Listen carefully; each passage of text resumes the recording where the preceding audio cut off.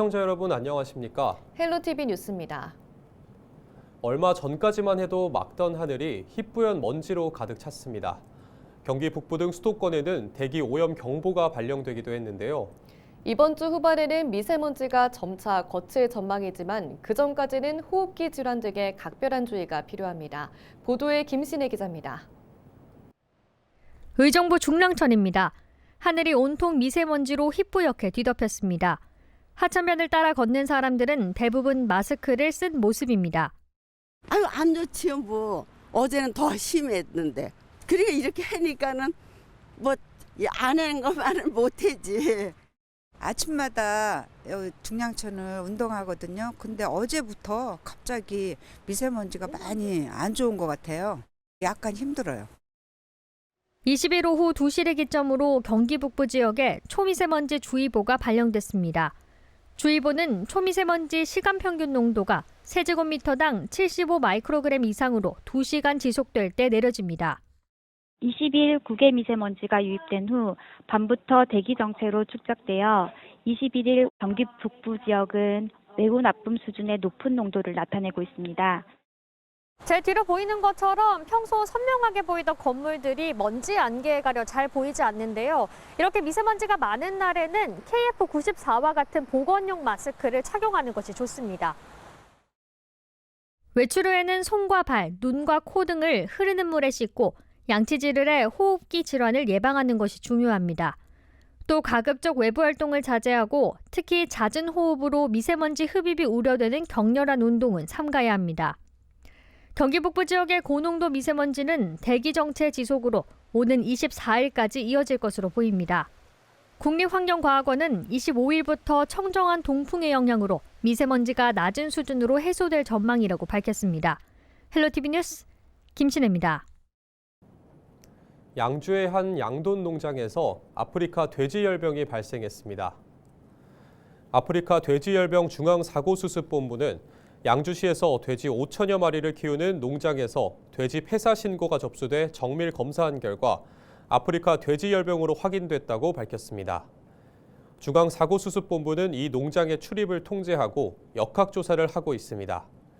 양주시는 시에 있는 양돈 농장과 주변 도로를 집중 소독하고 있다고 밝혔습니다. 또 양주시와 가까운 6개 시군의 양돈 관련 시설과 차량 등에 대해 21일 밤 9시 반까지 24시간 일시 이동 중지 명령을 내렸습니다. 의정부 경전철이 오는 29일부터 30일까지 심야 시간 연장 운행합니다. 의정부시는 설 연휴 기간 동안 경전철을 이용하는 이용객들의 편의를 위해 특별 연장 운행을 결정했는데요. 종착역 기준 다음 날 오전 1시 45분까지 총 12회 연장 운행합니다. 자세한 내용은 의정부 경전철 종합관제실로 문의하면 안내받을 수 있습니다. 포천시는 오는 23일부터 다음 달 2일까지 군소음 피해보상금 신청을 받는다고 밝혔습니다. 대상자는 1월 1일부터 12월 31일까지 포천 내 소음대책 지역에 주민등록을 두고 실거주한 주민이며 보상대상지 조회는 국방부 군소음 포털에서 확인할 수 있습니다. 신청은 소음대책 지역 관할 행정복지센터나 포천시 신성장 사업과에서 할 수 있으며 등기 우편 신청도 가능합니다. 보상금은 신청 접수 마감 후 서류 확인, 보안, 심의위원회 심의 등을 거쳐 오는 8월 말에 지급할 예정입니다. 양주시가 20년이 지난 건물의 노후 수도관 개량을 지원합니다. 지원 대상은 130제곱미터 이하의 공동주택과 단독주택, 다가구 주택으로 최대 지원 금액은 공용배관 60만 원, 옥내배수관 180만 원입니다. 공사비는 주택 면적에 따라 차등으로 지원되며 기초생활수급자와 차상위 계층은 전액을 지원받을 수 있습니다. 사업 신청은 양주시 수도과를 통해 가능하고 지원 대상 여부는 현장 수질 검사 등을 통해 확정됩니다. 포천시가 다음 달 28일까지 노후 단독주택의 거주 환경 개선을 위한 집수리 지원 사업을 신청받습니다. 단독주택 집수리 지원 사업은 20년 이상 된 단독주택의 외관 및 경관, 단열 공사 등 거주 환경을 개선하고 에너지 효율 향상을 목표로 추진합니다. 지원 대상은 포천시 전 지역의 사용 승인일로부터 20년이 지난 단독주택이며 등기부등본상 소유자가 신청 가능합니다. 설 명절을 앞두고 이번 주 차례상 준비차 장 보시는 분들 많으실 텐데요. 올 명절 물가를 확인해 봤더니 역대 최고치를 경신했습니다. 차례상을 차리기 위해서는 최대 40만 원이 들어갈 것으로 보입니다. 보도에 서경 기자입니다. 지역마다 음식 종류의 차이는 있지만 주요 품목은 대체로 비슷한 명절 차례상. 대개 과일류와 견과류, 나물과 수산물, 축산물, 과자와 주류 등을 모두 구입해야 전통적인 명절 차례상 한 상을 차릴 수 있습니다. 한국물가정보조사 결과 올해 설 차례상 비용은 역대 최고치를 경신했습니다. 이상기후 문제로 과일값이 크게 오른 겁니다. 사과는 3개에 18,000원, 배 3개에 27,000원대를 형성하고 있는데 사과 가격은 20%, 배는 2배 올랐습니다. 채소류 가격도 강세를 보이고 있습니다. 최근 들이닥친 한파의 영향으로 특히 무와 배추 가격이 크게 올랐습니다. 무 한 개에 4,000원으로 지난해보다 2배 올랐고 배추 한 포기에 7,000원으로 75% 증가했습니다. 반면 가격이 소폭 떨어진 품목들도 있습니다.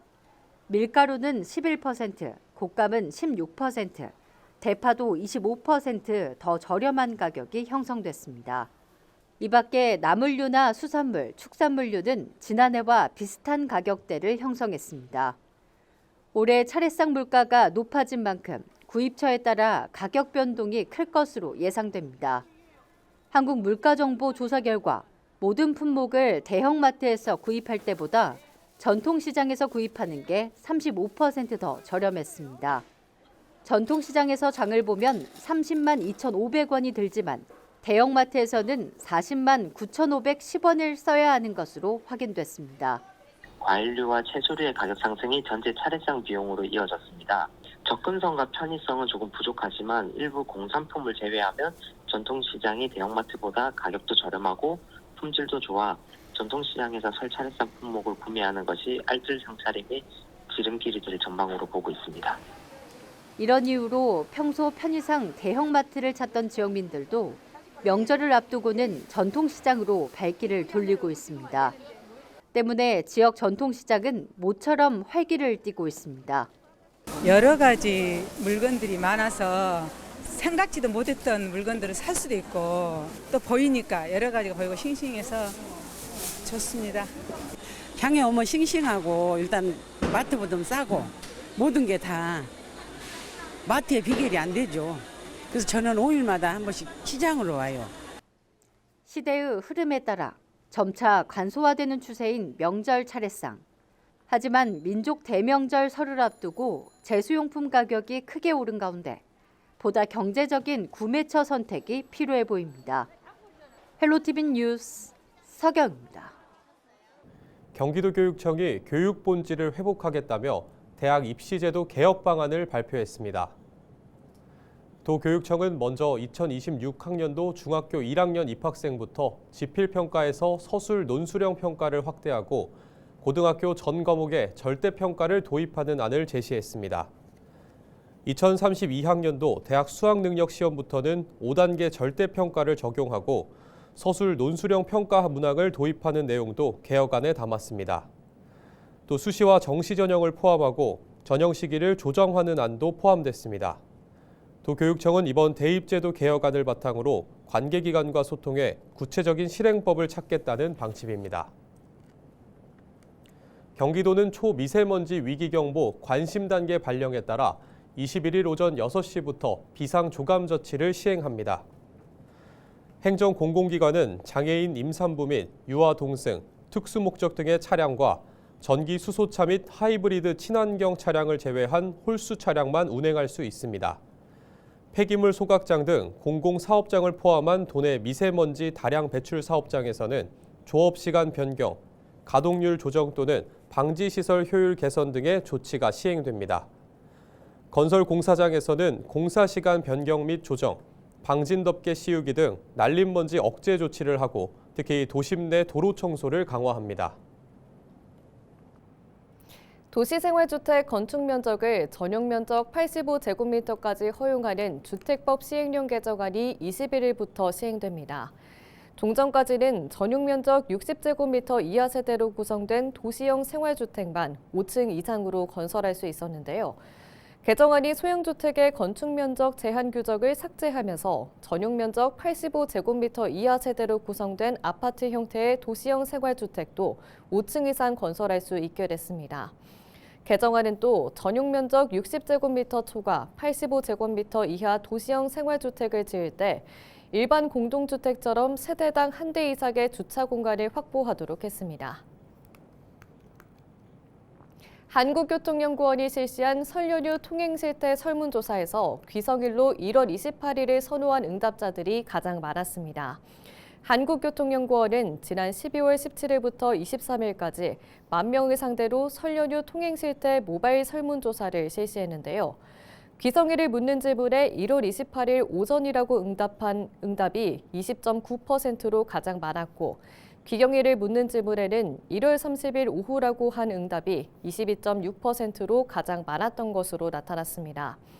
국토교통부는 설 연휴 기간 하루 평균 489만 명이 이동할 것으로 보고 있습니다. 인천시가 오는 25일부터 30일까지 설 연휴 기간 교통과 성묘, 응급의료 등 12개 분야에 걸친 종합대책을 마련하고 종합상황실을 운영합니다. 시는 우선 귀성객들의 원활한 이동과 안전을 위해 대중교통을 증편합니다.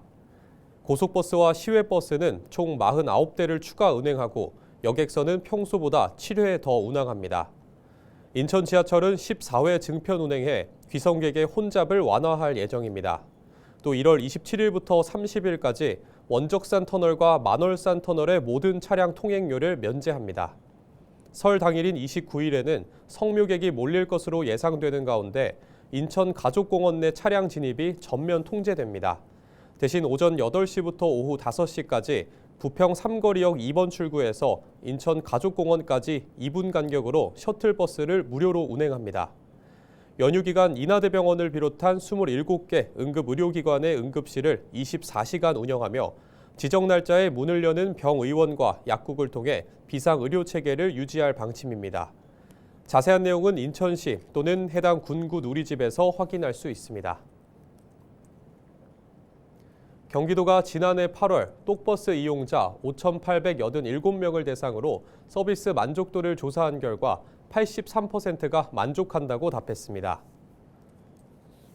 경기도는 올해 말까지 똑버스 운행 시군을 20곳으로 확대하고 운행 대수도 80대 더 늘릴 계획입니다. 똑버스는 전용 어플리케이션 똑타를 이용할 수 있습니다. 앱을 설치하고 로그인한 다음 출발지와 도착지를 입력하면 가장 가까운 곳에서 운행 중인 차량이 호출되며 이미지를 통해 승차 지점과 운행 노선, 승하차 시간을 확인할 수 있습니다. 인천시 교육청이 안정적인 급식 운영을 위한 결혼대체 전담 인력풀을 확대 운영합니다. 결혼대체 전담 인력풀은 영양사와 조리실무사의 업무 공백을 최소화하고 안정적인 급식 운영을 위한 것입니다. 시교육청은 지난해 11명의 대체 인력을 확보해 결혼대체 전담 인력풀을 시범 운영했습니다. 올해에는 조리실무사 대책 인력을 20명으로 확대해 운영할 계획입니다. 영양교사 결혼에 대한 지원도 시작합니다. 교육청은 강화를 제외한 동부와 서부, 남부와 북부 등 4개 지역의 거점 학교를 각각 지정한 뒤 영양교사를 1명씩 배치했습니다. 이들은 영양교사의 병가나 영가 등으로 결혼이 생기면 순환 지원에 나서게 되며 향후 학교 의견을 수렴해 확대 운영할 계획입니다. 경기도와 경기관광공사가 설 연휴 기간 다양한 특별 할인 및 체험 프로그램을 마련하고 지역경제 활성화 기여 활동에 나서게 됩니다. 이번 특별 프로모션에는 한국민속촌, 에버랜드, 플라잉스원, 서해랑 케이블카, 뿌띠프랑스 등 관광시설 및 호텔 등 숙박시설과 DMZ 라운지, 벽꽃농부 등 체험시설을 포함해 10여 개 업체가 참여합니다. 이상으로 뉴스를 마칩니다. 시청해주신 여러분 고맙습니다.